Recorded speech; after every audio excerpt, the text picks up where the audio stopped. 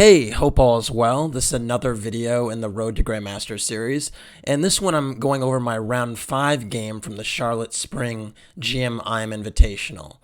Now, before I get started, I just want to say this is actually a milestone video in the series because it's actually the 50th video, the 50th game I'm covering, and I just want to say thank you to those that have certainly watched a lot of these videos and perhaps even made it this far. It really does mean quite a lot. And again, if you do want to support this endeavor, this journey, please consider doing so by checking out the PayPal link in the description below.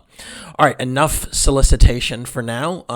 Let me just get into it, give you a little bit of context. So my opponent here was International Master Rohan Ahuja Rohan from India originally, but he's going to school at one of the chess schools, as I dub them, in the United States, where you get full scholarship for being, quite a strong chess player. And he goes to UMBC, actually the same school as my last opponent, Tengi Ringor.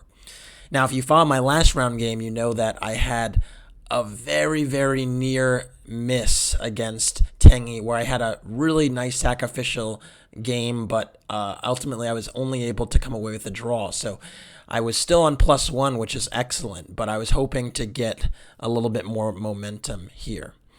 Any case, let's get into it. So I was white, so let me flip this board really quickly, and I went for d4. Rohan went knight f6. I went c4. And he went g6. And the question here is always, well, are you going to see a Grunfeld? Or are you going to see a King's Indian? I was actually pretty confident that I was going to see a Grunfeld just because I looked at a lot of his games beforehand. And lo and behold, that's what actually came up on the board. Now, the Grunfeld is a very sharp and theoretical opening, but extremely, extremely sound. In fact, one could make the argument, and I have made the argument, that the Grunfeld is one of the most correct openings in chess. What do I mean by correct? Well, essentially I mean that it's, there's no real advantage with white against the Grunfeld. Your best chance is actually just to confuse your opponent on that particular day. And so that's typically what I've, tried to do with the Grunfeld, is I've not played one particular line against it for an extended period of time. I've tried to come up with a variation that I cooked up at home just for this specific opponent to try and test them in an area where they may not have seen that before. And this was no different. In this game, I opted to go bishop g5, which is not the most popular line, but has had its day in the sun. The idea is essentially to put pressure right away on this knight on f6, and in turn trying to secure this pawn on d5. Now, black has two moves here, actually. One is the move that was played in the game, knight e4. The other move is actually bishop g7. The point with bishop g7, actually, is that if you go for that, if I take and go for this pawn, not e takes, if bishop takes f6, you have a scenario where after c takes d5 and castles, black is actually proven to have compensation here just because he has the two bishops. So this has actually been a line that has been played quite a bit, and black is apparently okay here. Any case, black went for knight e4, and I went bishop h4, which is typical move, not losing that bishop. And after knight takes c3, b takes c3, Rohan went for d takes c4. And this is a move that was a bit surprising to me, I must say. It's not something I have looked at quite a bit. I'd thought that he was actually going to keep the tension in the center for an extended period of time. I don't know why this is the main line, but the thing that actually really surprised me was his next move. So I went e3, bishop e6, and here I went rook b1, and I thought, okay, I'm going to have real nice pressure along the b file, in particular the b7 pawn is loose. I have, just good pressure there. And if you play a move like b6, you are kind of weakening this diagonal in an effort to hold on to that pawn. So I thought tactically there's some justification for going for this. What surprised me greatly was after rook b1, Rohan really immediately bashed out this move c5. And this was something that was a real shock to my system. In fact, I'd not looked at the c5 move at all. And it's a bit strange not to have looked at that one because it's actually apparently one of the book recommendations of Boris Avruk, a leading practitioner of the Grunfeld and the famous author from the Quality Chess series. So, in fact, actually, already here it was quite clear to me that I just did not do enough homework, because this move c5 came as a huge surprise to me, and I was like, wait, he can just give up the b7 pawn? But the more I looked at it, the more it looked viable, and that's when I realized, well, he actually can. So I went rook takes b7, taking the challenge, because I thought, okay, what's the point of my rook on b1 if I can't actually take that pawn? But now bishop d5 came, and this move is very, very strong. The point is that you force the rook off this rank, first of all, so it can't stay on the 7th rank. And from d5, the bishop does a great job of exerting pressure on my g2 pawn, and also still, defending the c4 pawn. So just a really, really great move. I have a few ways I can go back. I thought I was looking at rook b5 as one, looking at rook b2 as one, and looking at rook b1. I settled on rook b5, in particular because I was wary of a line, let's say after basically the issue that I was thinking about is I was really wary of a queen a5 and sometimes coming with check. So I thought it'd be smart to just keep the rook on the 5th rank and deter that queen a5 check. The other thing I was thinking about is in some lines, I was already thinking about an exchange sacrifice on on d5. So there were some lines where I thought I could play rook takes d5, maybe queen a4 check myself, pick up the c4 pawn, and kind of have some good compensation. But in this position, Rohan went for knight d7 and defends the c5 pawn quite effectively. And I still wanted to try and justify the setup, but again, this rook kind of sticks out like a sore thumb. You can see I'm quite undeveloped here, and I have to get going. I went knight f3. This was after trying, a bunch of other moves that pretty much didn't work. I thought, I pretty much just need to develop. And now black went a6, and a6 is a really, really brilliant move because now this rook is not particularly secure on b5, of course, and a5 will be a square that the queen can actually get for his own queen. That black can get for his own queen. So essentially, my rook is forced back. The only question is whether to go to b2 or to b1. I reasoned that rook b1 was the more reasonable move.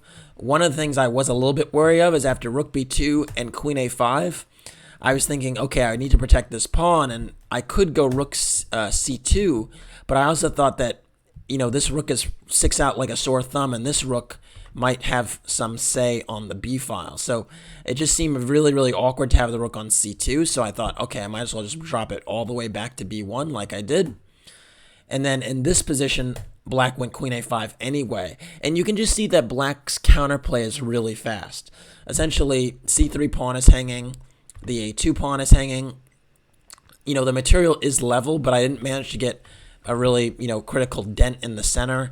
And if black just needs a few moves, in particular bishop g7, knight f6, and castles, and he's kind of out of dodge. And the other thing is that this pawn tension on the d4 and c5 pawns is what I would actually call positive pawn tension for black. What I mean by that is I never really want to go d takes c5 because if I do, this bishop on g7 opens up on that diagonal, so it's not a particularly desirable way to go. But on the flip side, c takes d4 might be something that really, bothers me as long as my king is on e1 and this queen is on a5. So this pawn tension is really, really annoying to deal with, and I think black just has a more pleasant position, actually. Go figure. I went for queen d2, just covering these pawns. It seemed like the only reasonable way to play. But already here I was getting very, very concerned, because it seems like I'm defending and that black's taken over the initiative. And one thing I also was worried about when I got to this position and kind of froze up was, what if black goes for knight f6 and knight e4, just hitting my queen with tempo and in turn the c3 pawn? I mean, at the moment, I have bishop takes f6, which stops the knight from getting the e4. But I was wondering, is that exchange reasonable for me? I mean, I'm giving up a bishop pair there. Is that something that's going to save the day?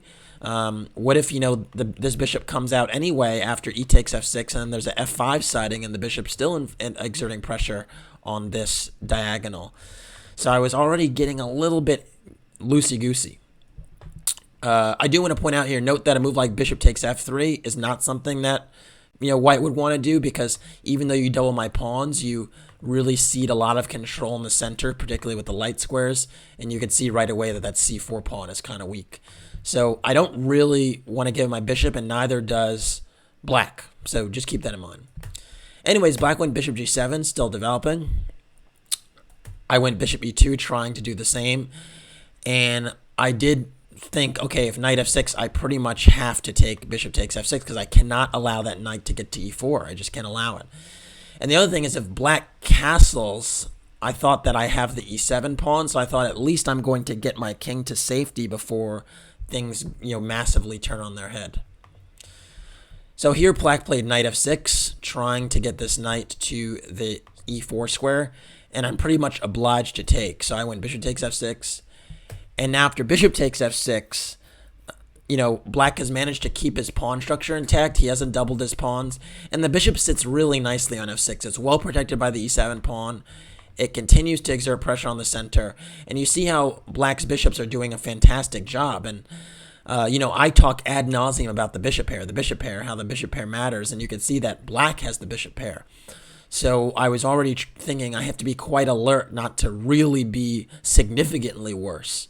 Now, my one saving grace in this position is that this wall of pawns at the moment on the dark squares actually blocks out the dark squared bishop for the moment. So as long as that is still the case, I thought I would be able to be okay. All right, so anyways, after bishop takes f6, I castled. And now black went c takes d4. Really interesting move, just resolving the tension. You can actually, also argue for black castling right away. There was nothing, I don't think, wrong with this, because, again, I don't really want to take on c5. It's not something that's particularly desirable because it opens up this bishop. So I think it could have been an option to keep tension. But, okay, c takes d4 isn't a bad move, and I actually went for c takes d4 myself, which somewhat controversial. The computer was suggesting e takes d4 in some lines. Again, the idea is still to cut out this bishop on this diagonal. But I was wary of this bishop being unassailable for the rest of the game. I mean, pretty much as long as my pawn structure is like this, not only is the c4 pawn relatively secure now, it's hard to attack it, in the near foreseeable future. But now this bishop on d5 cannot really be challenged in any effective way. So I want to take on d4 at the c pawn for two reasons. One, to invite endgames, give the queen the option of potentially trading with me, because I would welcome an endgame if the bishop is blocked out. And secondly, because I wanted to try and make use of the open c file and attack the c4 pawn. So I thought this was a better way to go.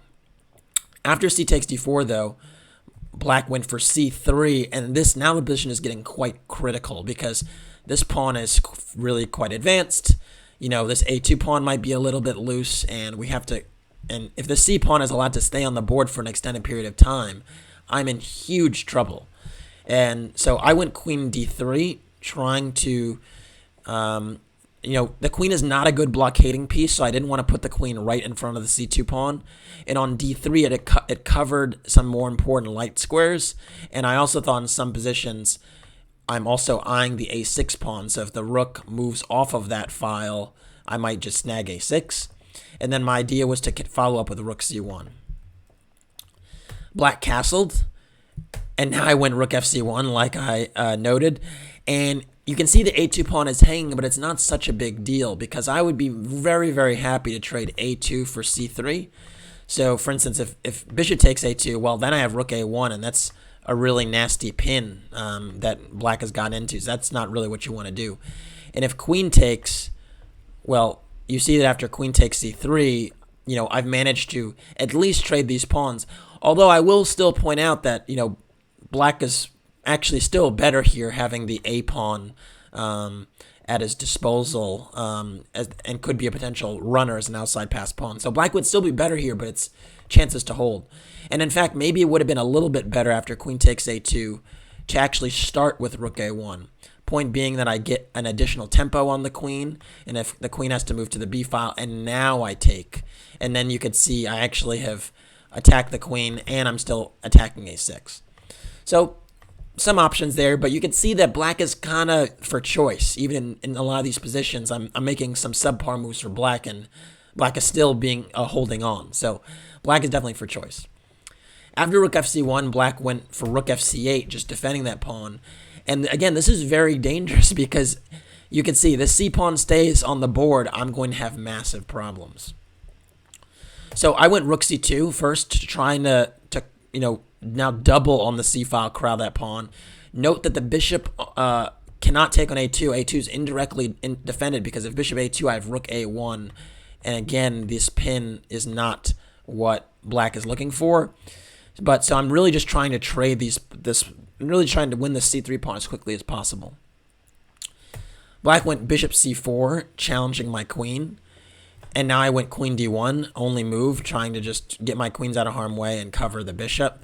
Note that queen e4 would just fail to bishop takes a2, rook takes, and now I have no attackers on this pawn, and now a move like rook b8 could be played. And, well, not a good position for black, or for white. So I went queen d1, black went bishop d5 back, and now I went rook bc1. Kind of a risky choice. I mean, maybe I should have gone queen d3 and just repeated, but I still thought that, you know what, if I corral the c3 pawn, I might have a fighting chance, so that's what I was trying to do. After rook bc1, black played bishop e4, and I went bishop d3, and now I thought I was actually getting somewhere, because if black now decides to trade on d3, you can see that this c3 pawn will be rounded up, and this bishop is still kind of blocked out on this diagonal thanks to my central pawns, and my knight could be, dominate on e5. So here I actually would be getting somewhere. But of course he's not going to trade the bishop like that. And instead, after bishop d3, he went bishop takes f3. Naturally, I went queen takes f3 because I didn't want to spoil my structure. And we have a situation now, actually, where it's opposite colored bishops, which does help my defensive task a little bit. And I pretty much have all my pieces in the ideal squares. I mean, my rooks are lined up against the c3 pawn. My bishop could be improved a little bit so that it's protected. But I've done pretty well here to get out of dodge, considering where I was. Black went rook a b8, very important move. If, let's just say, kind of lazy move like h5 happened, well, you have to be alert, because now actually if rook takes c3, and this rook on c8 is overloaded because the queen is eyeing the a8 rook, so after rook takes, I could take on with check on a8, and after king g7, rook takes, and queen takes a6, all of a sudden it would be white with a 2 pawns up, massive advantage. Note that queen e1 doesn't work because I have bishop f1 and everything is covered and there's no mating threats.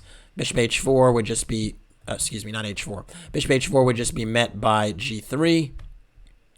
And I'm totally fine here. And this would be like a dream scenario. So I was still kind of eyeing that tactic and, hoping for the best. But, of course, at this level, the good players, these international masters and grandmasters, they don't miss stuff this easily. So rook a b8 was played pretty automatically, and I went for g3, just giving myself, covering the back rank. Now, one thing that's important about covering the back rank, I always say, is when you're thinking about which square to give yourself, it really a lot of times depends upon the color of your opponent's bishop. So notice that because this bishop is a dark square bishop, I want to set up my escape square on the light squares, and in turn the pawns around my king are on dark squares. It's a very important motive just to kind of lock out the bishop and shut it down. And you can notice here that this bishop, this dark square bishop, has very limited mobility right now. So just a nice way to kind of shut out the bishop with your own pawns. I know in many respects you hear that this rule about wanting to have your pawns on the opposite color squares as your opponent's bishop, so that they're not targets. But in fact, when you have pawns around your king, you actually want those pawns on the same color as your opponent's bishop. Anyway, so black went king g7, covering his bishop, and introducing the threat of e5 in certain positions. Note that e5 was not possible at the previous move because the queen is eyeing the bishop on f6 and it's unprotected. So king g7 is a nice move, getting his own king to a dark square. We're out of harm's way, and also protecting the bishop on f6. I went queen e2, getting my queen back and also attacking a6, and also in some positions stopping rook b2, which was a distinct possibility in some positions. Black went rook b6, defending this pawn on a6, and now I went for bishop c4 because I thought it was now or never to try to corral that c pawn, and I thought I had a chance here because if you make a move like rook c6, now I can capture, and actually I could just move my rook back to c2 and play bishop b3 and then trade everything and be a pawn up. So I thought, okay, I was actually finally going to win the c pawn and maybe be able to play for something. But Rohan very alertly played the move e5. And what that does is that opens up this bishop on f6 that had been dormant for some time. Note that a move like d5, still trying to keep the bishop shut out, would just be met by e4. And all of a sudden, black would actually have the advantage here because this bishop on f6 would be protecting the c3 pawn. And this e4 pawn would be a huge wedge in my position, taking away important light squares in my camp. So I can't have that.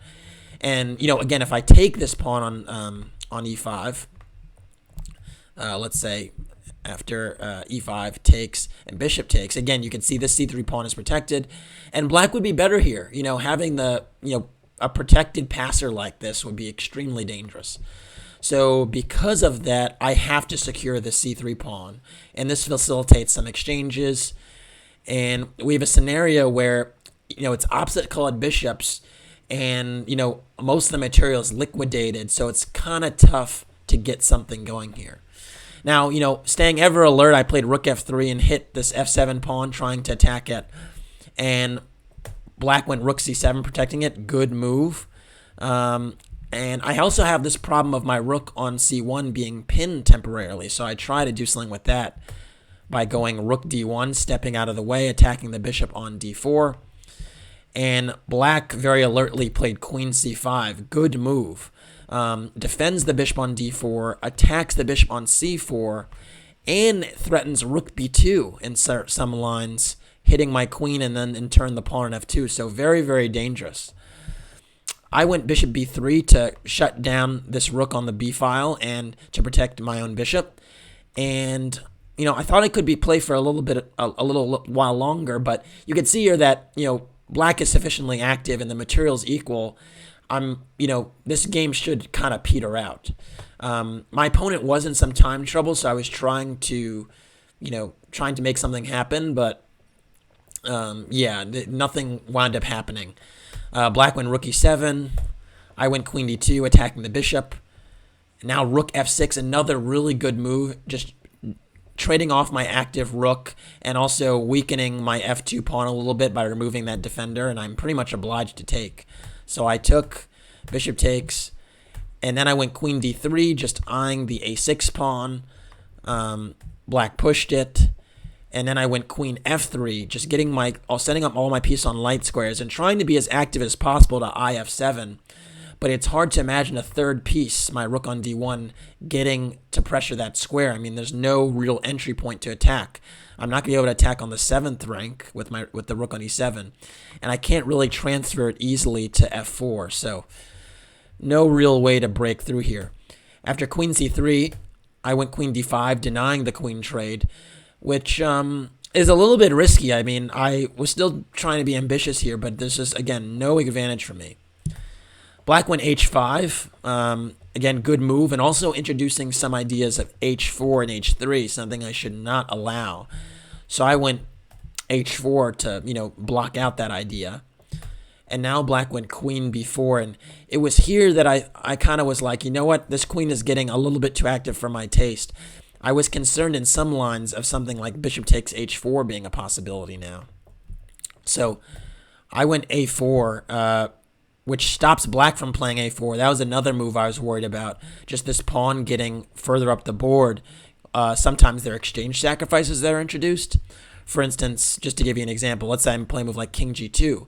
Well, after a4, I have to move my bishop, and let's say after bishop c4, then a3. There are scenarios where, let's say, the queens could come off the board. Again, I'm making some bad moves here. But there are scenarios, I've seen stranger things happen where, bam, an exchange sacrifice would come, and then you see this would be totally winning for black because the bishop is controlling the queening square. So already I was just very wary of the a-pawn getting too far advanced. And that's why, I went a4 just to cut that out. But the thing is, now my bishop on b3 has no real anchor, and yeah, that's a problem. Black went rook b7 to target that bishop right away that no longer has the protection of the pawn. And I went rook d3 covering it. And I was kind of happy to see the rook stroll this way because I thought I might be able to swing over to f3 and, maybe get something going here. Black went rook e7 back. I went king g2, stepping out of the way of any checks. And then after queen b7, my little escapade was over because now black is just insisting on trading queens, and now that my king is on g2, I can't, say no to it. So I just waited. I played bishop c4. Black took. I took with my rook. I'm attacking a5, trying to still be active, but this can easily be protected with bishop c3, which was played. And we have a dead drawn position, completely symmetrical pretty much. And yeah, there's not much headway to be made here. I went for a few more moves. f4, rook c5, rook c7, bishop d3, f5, bishop b5, bishop b4.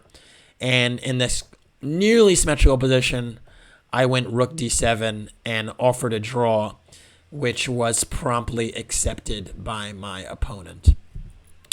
Interesting game, I thought, from the standpoint that it was a, bishop g5 Grunfeld that, was somewhat in the realms of theory that I didn't know early on.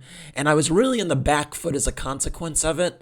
But I managed to kind of claw back and get a somewhat playable game. The issue is that the Grunfeld is so heavily theoretical that when you don't pierce it at all, a lot of times your opponent is not, spending a lot of time thinking. And what wound up happening is the first 15 or so moves of the game, Rohan used little to no time, and even though he was in a serious time trouble much later, if I was able to ask some questions early on in the game, I might have had a different result, because there were a few moments where I thought I might have a touch of pressure, but he had more than enough time to figure out the details. So, just definitely a tough one to draw, just because I thought I was loosening the screws, but never really quite got there. On the flip side, I thought I was worse too. I mean, I gave up the bishop pair, and, when that's normally not something you want to do. So definitely up and down game, and you could say that, both sides should be reasonably okay with the result. So after this one, I was still on +1, still trying to, look for another win. Keep in mind, to get a GM norm in this event, you need 6.5 out of 9, which is a +4 score. So I still need 3 more wins without a loss, and I tried to make that happen in the following rounds. All right, thanks for watching.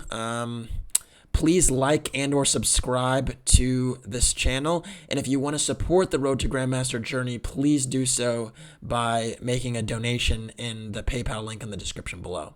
Take care.